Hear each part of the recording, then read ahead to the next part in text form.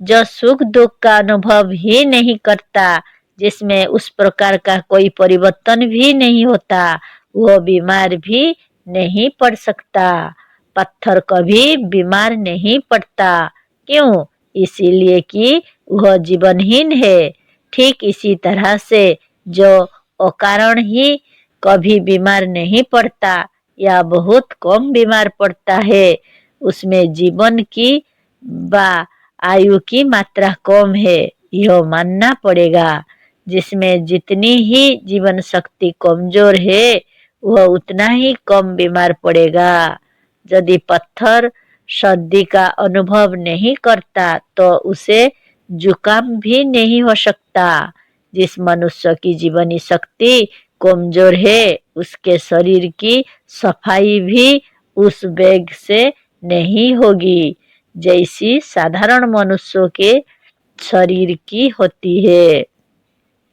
और हम अपने अगले लेखों में इसे सिद्ध कर चुके हैं कि बीमारी और कुछ नहीं, केवल शरीर की सफाई है, जो जीवनी शक्ति द्वारा समय समय पर शरीर में हुआ करती है। जीवनी शक्ति के कमजोर होने से मल के रूप में शरीर के भीतर अनेक रूप में जीवन को कम करने वाला जहर जमा होता रहता है। वह बहुत जल्द शरीर को मृतक बना देता है। बीमार ना पड़ने वालों के शीघ्र मरने का पहला कारण यही है। अखाड़े में जो रोज लड़ता है, उसे लड़ाई का दांवपेच मालूम रहता है। अतः साधारण लोग ऐसे मनुष्य से नहीं जीत सकते। इस तरह से जो बीमार पड़ता रहता है, उसके शरीर के रक्षक जीवाणु रोगाणुओं से बराबर लड़ते रहने के कारण पुष्ट रहते हैं और उनको सब दांवपेच मालूम रहता है।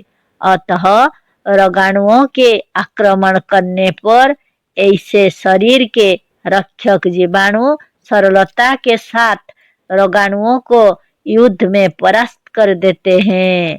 पर जो कभी बीमार नहीं पड़ता, उसके शरीर के अनाड़ी और युद्ध से अनभिज्ञ जीवाणु रोगाणुओं से युद्ध में हार जाते हैं और रोगाणु से हारने का फल यह होता है कि ऐसा शरीर शीघ्र मर जाता है।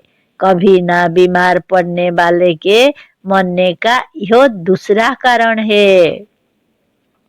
जो लोग कभी बीमार नहीं पड़ते, वे प्रायः कहा करते हैं कि हमें तो कभी जुकाम तक नहीं होता। माँ की आंधी रात में भी दही मूली खा लेने से कुछ नहीं होता। इसका अर्थ यह है कि उसके शरीर पर किसी वस्तु के खाने का कुछ प्रभाव नहीं पड़ता। अतः यदि ऐसा मनुष्य बीमार पड़ा तो उसे कोई औषधि फायदा नहीं करेगी और कोई उपाय लाभदायी नहीं होगा।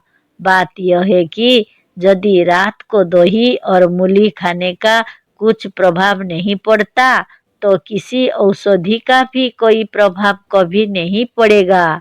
और ऐसी बीमारी जिसमें प्रत्येक उपाय निष्फल हो रहा है, उसका अच्छा होना बहुत कठिन है।